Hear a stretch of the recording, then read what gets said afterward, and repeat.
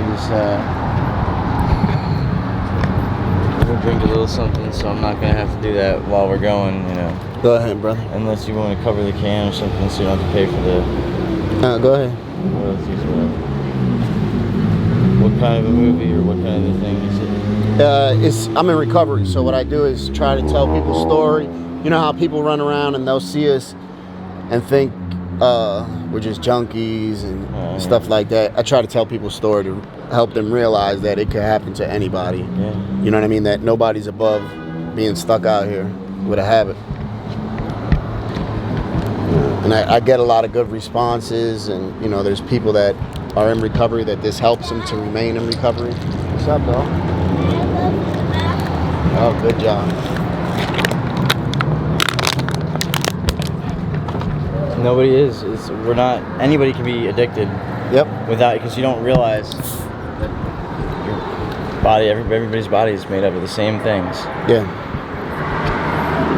What's your name? Ryan. Ryan. I'm Frank. Nice to meet you, brother. Nice to meet you, Frank. Where are you from? Somers Point, New Jersey. Somers. Okay. How long you been out here in Kensington? A week. How you end up coming out here? Well, I came out here because my let's say my significant other. Okay. He decided to bring me up here thinking that we were going to get better stuff than what we could get in Camden. Okay. And I didn't care. I wanted to stay in Atlantic City. Yeah. I was fine with Atlantic City. I wanted to go to Washington, D.C. I didn't want to stay anywhere in between. I wanted to cop what we needed and have it be enough for us to make a couple weeks. 2 weeks is all it would take for us to get into a methadone program down there. Okay. Where, in Washington? Yeah, because APRA is a really tough program. They don't let you. APRA is the program that determines your placement for Suboxone, methadone, and DC. You're familiar with it? Mm-hmm. Okay, so. Yep. Okay, and so. So they're slow with it. Yeah, got you. So you're gay. I'm bi. Bi, okay. Or at least at one point I would have been considered that. I don't know. I've made those decisions in my past. Whether I will choose to continue that, I doubt it. How long have you? Like, when did you know that and stuff? You know what I mean? Did you know early on as a kid, or? I don't want to even get into honest. It. Yeah. Okay. Yeah, that's fine. That's fine.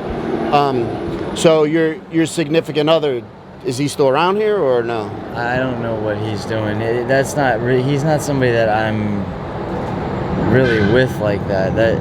There's people in my life that have been there longer and see me through more of the hardships and more of the good times as well.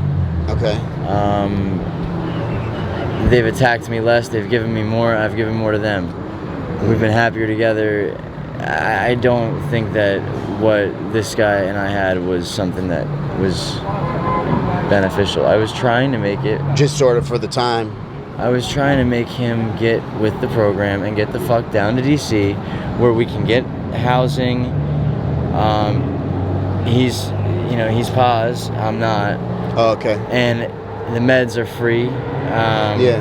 There's a lot of mental health and or dual diagnosis shit that. There's just so much stuff that wraps its way around things, especially in the LGBTQ community. And drugs. Man, it's a mess. Where'd you sleep last night? That's actually what I want to do is get involved with social work. Okay. LGBT. LGBT, I think that'd be dope. LGBTQ youth. Yeah. It has to happen because how are we going to prevent this epidemic from getting worse? Yeah.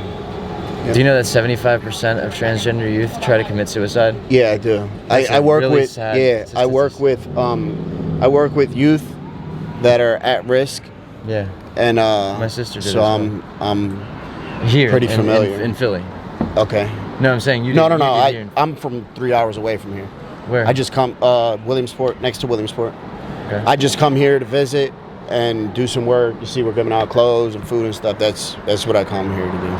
I used to be down here getting high. I'm in recovery, so that's why I try. My sister. Do you know Cape Assist? No. Okay, so she was the head of Cape Assist. Okay. You know Rebel? Nah, not familiar. The original Rebel program. You know, we ripped the cigarette out of somebody's mouth. Okay. No. Where are they from? Well, Maurice Pier was one of the things that we had, like, you know, one of the events at, but Cape Assist was in Cape May Courthouse. Okay. It was located in Cape May Courthouse. Gotcha. But you're in Williamsport? Yeah. Okay. Yeah, near Williamsport. That's And, what city? I mean, what? Excuse me? What? That's PA or? Yeah. Okay, because That's I'm from Jersey, so I'm Yeah. Got you.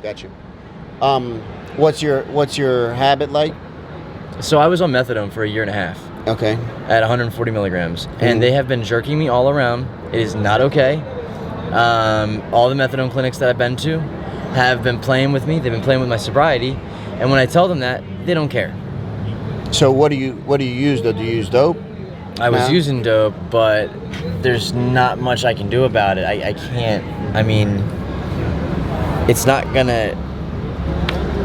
You know, methadone's got a hold. You know. Yeah. So if I have a day or two off of it, I'm okay. But we're talking about like 9 days off of it when I switched from Jersey to over here to DC. Oh yeah. Okay. Actually, the last time wasn't 9. The last time was 14. The time before that was 9. So when was the last time you had a dose of methadone? At this point now, it's got to be 2-3 weeks. All right. So you've been using dope. And then at this point, fentanyl, carfentanil, diacetylmorphine, and I'm disgusted. I don't want to die. I didn't come out here to get high. I came out here to be up in Voorhees, just temporarily. So don't ask me why I believed his ass. He just said that there's a great methadone program, and I got a life for you up here, and you don't worry, baby, everything's gonna be okay. And it's just a bunch of bullshit. How many bags have you been using a day? Like anywhere between 4 and 7. No, 4 and 6. Between 4 and 6. How do you support your habit? I just beg for it. I refuse to do illegal things. Okay. Why is that? I don't want to go back to jail. Okay. What were you in jail for? A lot of nonsense, and it doesn't matter. Okay. I mean, the fact is I think that you know, mostly shoplifting and absconding it's basically, how can they trick you into, after you're already on probation, how can they trick you into getting you back? Yeah.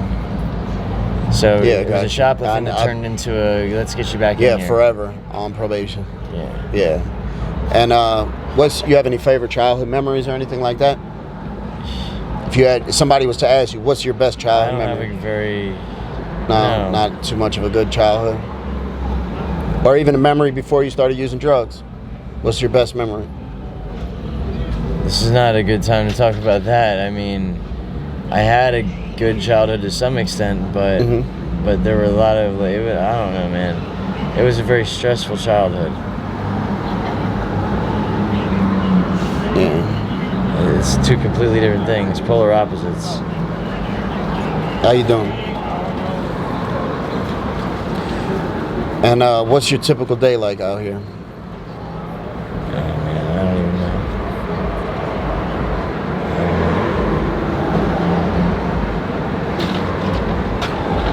Well, I snorted a bag not that long ago, or actually like an hour ago. So I think it's like coming up. Yeah. I don't snort bags. I normally shoot them. Okay. But I'm not trying to bang them. I don't want to do that anymore. So it's affecting me a little bit stronger than I would have. Sorry. No, you're all right. You're all right, brother. No, man, it's not good. But